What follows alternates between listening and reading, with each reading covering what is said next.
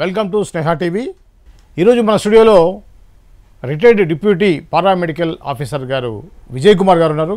తమనం విజయ్ కుమార్ గారితో మాట్లాడి యాక్చువల్గా మెడికల్ సంబంధించిన విషయాలు తెలుసుకునే ప్రయత్నం చేద్దాం. నమస్కారం అండి డాక్టర్ గారు. నమస్తే సార్. సార్, పారామెడికల్ ఆఫీసర్గా డిప్యూటీ ఆఫీసర్గా మీరు పదవీ విరమణ చేశారు కదా. యాక్చువల్గా ఆ మెడికల్లో దానికి సంబంధించినటువంటి ఏంటి సార్ డీటెయిల్స్ అండి మా ప్రేక్షకులకు చెప్పండి. ఇది డిప్యూటీ పారామెడికల్ ఆఫీసర్ అనేది లెప్రసీకి సంబంధించిన ట్రీట్మెంటు, ఐడెంటిఫికేషను, ఇది మేము చేసే వృత్తి. ఓకే. నేను ఎంఎస్సి మెడిసినల్ ప్లాంట్స్ని Garhwal university Gopeshwar post graduation సెంటర్లో, ఇది ఎక్కడంటే ఉత్తరప్రదేశ్, అప్పుడు నేను చదివేటప్పుడు ఉత్తరప్రదేశ్, ఇప్పుడు ఉత్తరాఖండ్ అయింది. అవును. ఇది బద్రీనాథ్, కేదార్నాథ్ దగ్గర ఉంటుంది.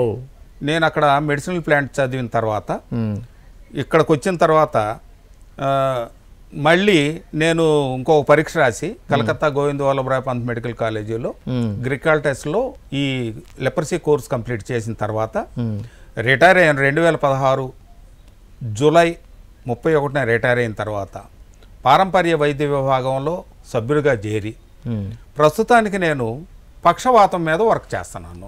వాతాల మీద, ఆ దాంట్లో నాకు ఇచ్చింది వాతాల మీద మీరు వర్క్ చేయమన్నారు. వాతాలు 5 రకాలు. ఆమవాతం అంటే బాడీ మొత్తం నొప్పులు, గృదసీవాతం అంటే దాన్నే సయాటిక్ అంటాం, వెన్నుపు కాడ నుంచి దాన్నే తొంటిచాలు నొప్పి అంటారు. కీళ్ళవాతం అంటే కీలు నొప్పి ఉంటుంది. కంపవాతం అంటే పార్కిన్సన్ అంటారు. కండరాలు సహకరించవు. పక్షవాతం అంటే ఒకవైపు, ఒక శరీరంలో ఒక భాగం మొత్తం కూడా అవి సహకరించకుండా వాటి పనులు ఆపేస్తాయి. కన్ను అయితే కన్ను వెడల్పుగా రావటమో, లేకపోతే మూడ్చుకుపోవటమో, మూతి పక్కకు లాగేయటం, కాలు చెయ్యి పనిచేయకుండా ఉండటం. దీనికి ప్రస్తుతానికి నేను వాతాల మీద పనిచేస్తున్నాను. ప్రస్తుతానికి పక్షవాతం మీద నేను ఎక్కువ వర్క్ చేస్తున్నాను. అంటే ఒకటి విజయ్ కుమార్ గారు, ఇప్పుడు మామూలుగా ఇప్పుడు ఆయుర్వేద డాక్టర్స్ ఉంటారు కదా, వాళ్ళు చేసే వర్క్ దాదాపు మీరు చెప్పేది ఒకటే కదా, వాళ్ళకి మీకు తేడా ఏంటి? మీరు చేసేటువంటి ట్రీట్మెంట్ కూడా చేస్తారా మీరు? ట్రీట్మెంటు నేను సూచిస్తానండి, వైద్యాన్ని సూచిస్తాను. ట్రీట్మెంట్ చేసేటప్పుడు నేను ఈ ఎంఎస్సి చేసేటప్పుడు ఉన్న వైద్య ఆ అనుభవంతో ఎక్కువగా మందు మొక్కలతోటి ఏమేమి తయారు చేస్తున్నారో వాటితోటి తయారు చేసి, సహజంగా 24 గంటల్లో కనుక పక్షవాతం వచ్చినట్లు తెలిస్తే స్మాల్ అబ్లాంగట బ్రెయిన్లో ఉండే ఈ క్లాటింగ్ అది ఎక్కువ కాకుండా త్వరగా మనం ఒక 72 గంటలకి నార్మల్ చేయొచ్చు. ఒక నెల రోజులు మందులు వాడచ్చు. దానికి వివిధ రకాలైన ఔషధాలను మనం ప్రస్తుతానికి ఉపయోగిస్తున్నాం. ఇట్లా ఉపయోగించి నాది స్వగ్రామం చింతలపూడి అయితే చింతలపూడిలో కానీ లేదా చుట్టుపక్కల గ్రామాల్లో, గుంటూరు జిల్లా చింతలపూడి, గుంటూరు జిల్లా పొన్నూరు మండలం, అక్కడ స్వగ్రామంలో చేసాం. స్వగ్రామం ప్రక్కనే బలకొండపాలెంలో కూడా ఒక ముగ్గురు ఇట్లాగా పక్షవాతం వస్తే 24 గంటల్లోనే వాళ్ళకి స్వస్థత చేకూరింది. ఓకే. అంటే యాక్చువల్గా పక్షపాతం అనేది కాకుండా ఇప్పుడు బాగా వింటుంది అంటే నరాలకు సంబంధించినటువంటి మీరు చాలా చెప్పారు. సో ఇప్పుడున్నటువంటి క్రమంలో ఈ డేస్లో ఎక్కువగా మనం చూస్తూ ఉన్నాం నరాలకు సంబంధించి, నరాల బలహీనతలు, నరాలకు సంబంధించి ఇందాక మీరు చెప్పినటువంటివి కూడా చాలా ఎక్కువగా అటువంటి పేషెంట్స్ చూస్తూ ఉన్నాం. దానికి కారణం ఏంటంటారు? కారణం ఒకే సింగిల్ కారణం ఏం కాదండి. హైపర్ టెన్షన్ అంటే బీపీ ఎక్కువగా పెరగటం కానీ దాని మీద రావచ్చు. ఎక్కువ ఆలోచనలు, తను అనుకున్న పనులు వ్యతిరేకంగా జరిగినప్పుడు కానీ, తర్వాత షుగర్ ఎక్కువగా పెరిగినప్పుడు నరాల యొక్క దాని యొక్క దౌర్బల్యం వస్తుంది కాబట్టి దాని వలన రావచ్చు. ఇర్రెగ్యులర్ ఫుడ్ హ్యాబిట్స్, టయానికి అన్నం తినకుండా, టయానికి అంటే వ్యతిరేక పనులు చేస్తూ ఉండేటట్లయితే వాళ్ళకి సహజంగా నేను గ్రహించిన ఈ పక్షవాతం వచ్చిన రోగులు నేను గ్రహించిన నా అనుభవంలో ఎక్కువ మందికి హైపర్ టెన్షన్ కానీ, ఇర్రెగ్యులర్ ఫుడ్ హ్యాబిట్స్ కానీ, షుగర్ పేషెంట్లు కానీ, తను అనుకున్నది కుటుంబంలో జరగపోవడం కానీ వీటన్నిటి వలన ఎక్కువగా పక్షవాతం వస్తుంది. అంటే ఒక సింగిల్ కారణం కాకుండా మల్టిపుల్ కాంప్లికేషన్, అంటే మల్టిపుల్ కాజెస్ మీద ఇది వస్తుందండి. ఓకే. అంటే ఇప్పుడు ఇంగ్లీష్ మందుల్లో వచ్చేసి పక్షవాతం రాగానే వెంటనే హాస్పిటల్ తీసుకొస్తే ఏదో కాస్ట్లీ ఇంజక్షన్ వేయాలి, అది వేస్తే వెంటనే నార్మల్ అయిపోతారు అంటారు కదా. చాలా నిజం అండి దాంట్లో. కాకపోతే ఏంటంటే నేను వాడే మందులకి మ్యాక్సిమం వచ్చి 10-12 వేల రూపాయలు అవుతుంది. ఆ ఇంజక్షన్ ఖరీదు 25 నుంచి 30 వేలు వస్తుందని నేను విన్నాను. దీంట్లో ఖర్చు తక్కువ వస్తుంది. ఇది స్పీడ్గా అంటే అన్ని రకాల మనుషులు కూడా వాడుకోవడానికి ఈజీగా ఉంటుంది అనేది ఇక్కడ నా అభిప్రాయం. తక్కువ ఖర్చు వస్తుంది. రోజుకి వచ్చి ఒక 400 రూపాయలు అంటే ఎవరైనా సరే బేర్ చేయగలరు. హాస్పిటల్కి వెళ్ళేటట్లయితే ఎక్కువ ఖర్చు వస్తుంది.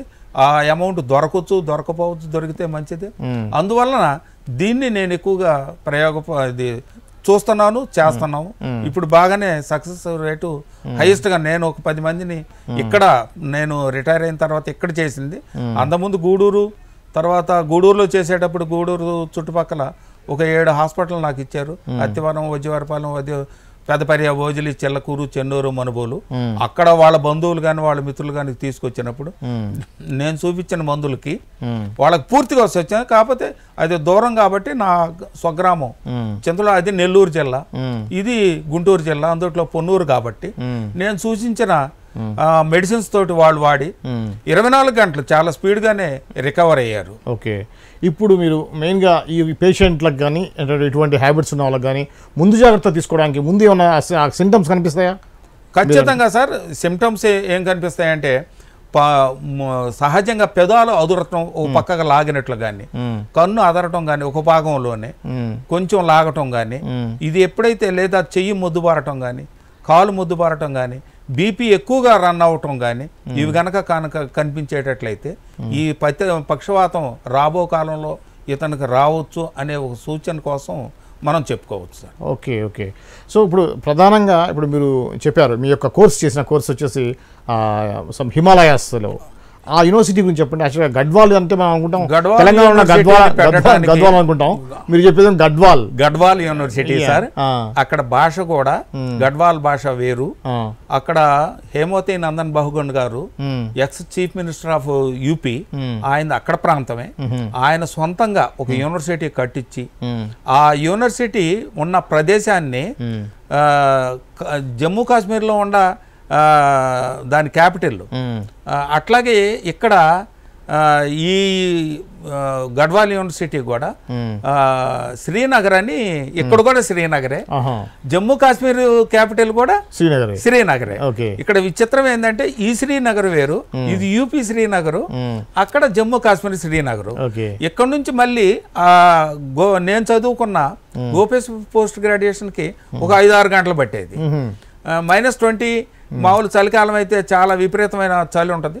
చదవాలనుకున్నాము, ఏ మనిషి అయినా సరే 24 గంటలే, ఏ మనిషికైనా అయ్యే పుస్తకాలు, మనం ఎందుకు చదువుకోకూడదు అనే ఉద్దేశం మీద నాకు ఎక్కువగా మొక్కల మీద మంచి అభిప్రాయము, మంచి అభిరుచి ఉంటానా, ఖచ్చితంగా మనం చెయ్యాలనే ఉద్దేశం మీద అక్కడ మందు మొక్కల గురించే ఎంఎస్సి చేయటం జరిగింది. అంటే ముఖ్యంగా మన పురాణాల్లో ఎక్కువ చూస్తే ఏంటంటే హిమాలయాల్లో సంజీవని లాంటి మొక్కలు, అద్భుతమైన మొక్కలు ఉంటాయని, సో ఆ ఏరియాలోనే ఇటువంటి మొక్కలు దొరుకుతాయని చెప్పి చాలా అద్భుతమైన మొక్కలే కాదు సార్, మంచి వాతావరణం ఉంటది. అక్కడ పైనస్ రాక్స్బర్గ్ అని ఒక చెట్లు ఉంటాయి, పెద్ద పెద్ద చెట్లు, దాని గాలికే ఈ లంగ్స్ అనేవి పూర్తిగా స్వస్థత చేకూరుతాయి. మనిషిలో మనం ఏం చూస్తామంటే సహజంగానే వాతము, పిత్తము, శ్లేషము చూస్తాం. అక్కడ శ్లేషం వ్యాధులు చాలా స్పీడ్గా తగ్గుతాయి ఆ వాతావరణానికి, అక్కడున్న ఆహారానికి. రెండో చిత్రం ఏంటంటే అందరూ ఈ నూనె వాడుతూ ఉంటారు, ఏది మనమైతే గ్రౌండ్ నట్ ఆయిల్ లేకపోతే నువ్వుల నూనె వాడుతూ ఉంటాం. అక్కడ ఆ నూనె వాడరండి, ఆ ఆవాలతోటి చేసిన ఆవ నూనె మాత్రమే వాడతారు. ఆవ నూనె ఎందుకు వాడతారంటే అక్కడ టెంపరేచర్ కావాలి, బాగా చల్లి 3 నెలలే కొద్దిగా ఎండగా ఉంటది, మిగిలిన 9 నెలలు మాత్రం బాగా వేడిగా ఉంటది కాబట్టి, బాగా చల్లగా ఉంటది కాబట్టి, బాగా కూల్గా ఉంటది కాబట్టి దాన్ని తగ్గించడం కోసం అక్కడ వాడే వంటల్లో వాడే నూనె మాత్రం కంపల్సరీగా తలకు కూడా అదే నూనె వాడతా ఉంటాం. పచ్చళ్ళగా మాత్రమే వాడతారు, ఇక్కడ పచ్చళ్ళు మాత్రమే వాడతాం. రెండో విశేషం ఏంటంటే గడ్వాల్లో ఇదివరకు జిమ్ కార్బెట్ అని ఒక మ్యానేటర్ ఇది ఉండేది, ఏది చీట, ఆ ఏరియానే గడ్వాలి అంటారు. అక్కడ ఫేమస్ అయింది, అట్లా ఫేమస్ అయింది. రెండోది అంటే చిప్కో ఆందోళన నందన్ బహుగుణ్ గారు ఆయన ప్రారంభించింది కూడా గడ్వాల్లోనే. Okay okay. సో మీరు చేసింది ఎంఎస్సి నాది MSc medicinal plant sir. Medicinal plant. మందు మొక్కల గురించి, మందు మొక్కల ఎక్స్ట్రాక్షన్ ఏ వ్యాధుల మీద పనిచేస్తాయి అనే ఆ సబ్జెక్టు మెడిసినల్ ప్లాంట్స్ అంటే దాన్నే ఇథనోబాటనీ అని కూడా అంటారు. ఇప్పుడు ఆయుర్వేదం మందులు తయారు చేసే దగ్గర కానీ లేదా కొన్ని హోమియో మందులు తయారు చేసే కానీ వీటిని ఉపయోగిస్తూ ఉంటారు. ఓకే, దాంట్లో మీరు స్పెషలిస్ట్. దాంట్లో నాకు స్పెషలిస్టు. నేను ఈ పారంపర్య వైద్యంలో వాతం తీసుకుని వాతాల మీదే ఎందుకు తీసుకున్నావు, వాతాల్లో పక్షవాతం ఎందుకు తీసుకున్నావు అంటే సహజంగా ఏంటంటే పక్షవాతం అనేది మంత్స్ టుగెదర్, ఇయర్స్ టుగెదర్ ఇబ్బంది పెడతా ఉంటది. చూసే భార్య వయసు పెద్దది అవుతుంటే సహజంగా వాళ్ళకి పక్షవాతం వచ్చిన వాళ్ళు నా అబ్జర్వేషన్ లో 45 పైన వాళ్ళే గాని 60 సంవత్సరాలు 70 సంవత్సరాలు తనకు వచ్చిద్ది పక్షవాతం వస్తుంది. భార్య కూడా 60 సంవత్సరాలు 65 సంవత్సరాలు, పిల్లలంతా ఏటో వెళ్ళిపోతా ఉంటారు. కాబట్టి వాళ్ళను స్పీడ్ గా మనం కనుక స్వస్థత చేకూరిస్తే అప్పుడు వాళ్ళు వాళ్ళ పనులు వాళ్ళు చేసుకోవడానికి ఈజీగా ఉంటుంది, కుటుంబం అంతా హ్యాపీగా ఉంటది, వృద్ధాప్యంలో బాధలు లేకుండా ఉంటారు అనేది నా మెయిన్ కాన్సెప్ట్. అందువల్ల నేను పక్షవాతాన్ని తీసుకున్నాను. ఓకే, నైస్ అండి, చాలా మంచి విషయాలు చెప్పారండి. ఇంకా మీరు ఏమన్నా ఇటువంటి రోగులకు కానీ లేకపోతే రాకుండా ఉండడం కానీ ఎటువంటి చర్యలు తీసుకోవాలని? సహజంగా ఏంటంటే దీంట్లో రాకుండా ఉండాలంటే ఒక మంచి ఔషధం ఒకటి ఉందండి. దాన్ని దుంప రూపంలోనే వస్తాయి, అశ్వగంధ దుంప అండి. అశ్వగంధ కనుక రోజు ఉదయాన్నే లేచి మొహం కడుక్కుని ఒక చిటికెడు ఒక కప్పు పాలలో వేసుకుని, సహజంగా పాలల్లో ఎందుకంటే పొద్దున్నే కాఫీ తాగటానికి టీ తాగటానికి అలవాటు పడతారు. ఈ కప్పు పాలల్లో గనక ఒక చిటికెడు రోజు గనక ఔషధం వేసుకుంటే అది ఆహారంలో ఆహారంగా ఇమ్యూనిటీని పెంచుతుంది, వ్యాధి నిరోధక శక్తిని ఖచ్చితంగా పెంచుతుంది. ఏం అనుమానం లేదు. చాలా మంది చాలా రకాల మొక్కలు చెప్పారు కానీ నా అనుభవంలో మాత్రం అశ్వగంధ ఫస్ట్ ప్లేస్లో నుంచుంది. అవి చాలా కంపెనీలు వస్తూ ఉంటాయి కానీ నాకు వెంకటేశ్వర ఆయుర్వేదం వారిది నాకు అశ్వగంధకి చాలా నాకు బాగా నచ్చింది, నాకు రిజల్ట్ కూడా అట్లా వచ్చింది. ఓకే ఓకే, అశ్వగంధ అనేది మీరు గంధ అని చెప్పారు, పౌడర్ రూపంలో కూడా దొరుకుతుందా? పౌడర్ రూపంలో దొరుకుతుంది సార్. అది పౌడర్ రూపంలో తయారు చేసి అశ్వగంధ పౌడరు ఈ షుగర్ లేని వ్యాధిగ్రస్తుల కోసం వాడతారు. షుగర్ ఉండే వాళ్ళ కోసం, షుగర్ ఉండే వాళ్ళకి అయ్యేటట్లయితే పౌడర్ వాడతాము. షుగర్ లేని వాళ్ళకి అయ్యేటట్లయితే షుగర్ ఉండి ఒకవేళ వాళ్ళకి పౌడర్ వాడతాం. షుగరు లేదు, షుగర్ ఏమి లేదు, షుగర్ లేని వాళ్ళకి అయ్యేటట్లయితే మనము అశ్వగంధ లేహ్యం వాడతాం. షుగర్ ఉండేటట్లయితేనే ఉన్న అశ్వగంధ పౌడరు, షుగర్ లేదు అశ్వగంధ లేహ్యం. ఎందుకంటే అశ్వగంధ పౌడర్ తోటి పాటు వాళ్ళు తేనె, తర్వాత దాంట్లో ఆవు నెయ్యి వీటితోటి తయారు చేస్తాడు. అందువలన అది బాగా మధురంగా ఉండదు కాబట్టి షుగర్ పేషెంట్లకి మనం వాడకూడదు కాబట్టి వాడతాం. ఓకే ఓకే, అది అండి, చాలా మంచి విషయాలు చెప్పారండి మా ప్రేక్షకులకి. ధన్యవాదాలండి, నమస్కారం. నమస్తే సార్. ఇదేండి విజయ్ కుమార్ గారు చెప్పినటువంటి వైద్య సంబంధించినటువంటి విషయాలు. మరో అంశంతో మళ్ళీ కలుద్దాం. అంతవరకు చూస్తూనే ఉండండి స్నేహ టీవీ.